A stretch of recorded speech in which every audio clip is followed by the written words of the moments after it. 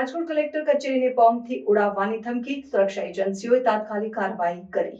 Rajkot collector કચેરીએ બોમ્બથી ઉડાવી દેવાની ધમકી મળ્યા બાદ crime branch, SOG, bomb squad અને ડોગ સ્ક્વોડ સહિતની ટીમો ઘટના સ્થળે પહોંચી કલેક્ટર કચેરીના સમગ્ર પરિસરમાં ચકાસણી શરૂ કરવામાં આવી હતી। પોલીસે કલેક્ટર કચેરીના તમામ વિભાગોમાં સઘન તપાસ હાથ ધરી હતી। બોમ્બ સ્ક્વોડ અને ડોગ સ્ક્વોડની મદદથી દરેક રૂમ અને આસપાસના વિસ્તારોમાં ચકાસણી કરવામાં આવી હતી। આ દરમિયાન કોઈ શંકાસ્પદ વસ્તુ મળી ન હતી, પરંતુ સુરક્ષા માટે કચેરીને ખાલી કરવામાં આવી હતી। ધમકી મળ્યા બાદ કલેક્ટર કચેરીના કર્મચારીઓ અને મુલાકાતીઓમાં ભયનો માહોલ સર્જાયો। પોલીસે તમામને સુરક્ષિત સ્થળે ખસેડ્યા હતા અને કચેરીને સીલ કરી હતી। સુરક્ષા એજન્સીઓએ સમગ્ર પરિસરમાં ચકાસણી પૂર્ણ કર્યા બાદ કચેરીને ફરીથી ખુલ્લી કરી હતી। આ ઘટનાને પગલે પોલીસ વિભાગે તપાસ શરૂ કરી છે કે ધમકી કોણે આપી હતી ને તેનો ઉદ્દેશ્ય શું હતો। સુરક્ષા એજન્સીઓએ આ પ્રકારની ધમકીઓ સામે કડક પગલાં લેવા માટે કાર્યવાહી શરૂ કરી છે। આ ઘટના બાદ શહેરમાં સુરક્ષા વ્યવસ્થામાં વધુ કડકાઈ લાવવામાં આવી છે।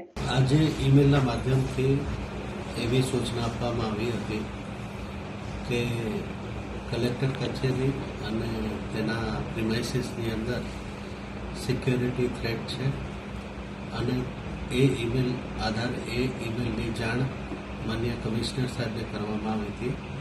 કમિશનરશ્રીની ટીમ અને બોમ્બ ડિસ્પોઝલ સ્ક્વોડ એસઓજી દ્વારા સમગ્ર કલેક્ટર કચેરીનું ફ્રેસ્કિંગ કરવામાં આવ્યું છે અને કોઈ ડિટોનેટર કે અન્ય કોઈ વસ્તુ થ્રેટવાળી વસ્તુ મળી આવેલ નથી। આ અંગેની જે ઈમેલ આઈડીથી ઈમેલ આવ્યો છે એની તપાસણી ચાલુ છે। શું નામથી મેલ આવ્યો હતો? એ ક્લાસિફાઈડ ઇન્ફોર્મેશન છે, અત્યારે નહીં આપી શકું। સર, વડી કચેરીથી જાણ કરવામાં આવી?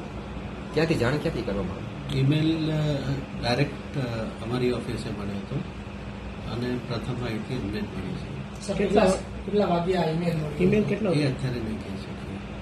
અને ખાસ તો સાહેબ ઈમેલ આવ્યા પછી આપણી જે કર્મચારીઓ હતા એમને ઓફિસમાંથી બહાર કરવામાં આવ્યા કે શું કંઈ કર્યું હતું? ફ્રેસ્કિંગની કામગીરી કરી, શિફ્ટિંગ કરીને ફ્રેસ્કિંગની કાર્યવાહી કરવામાં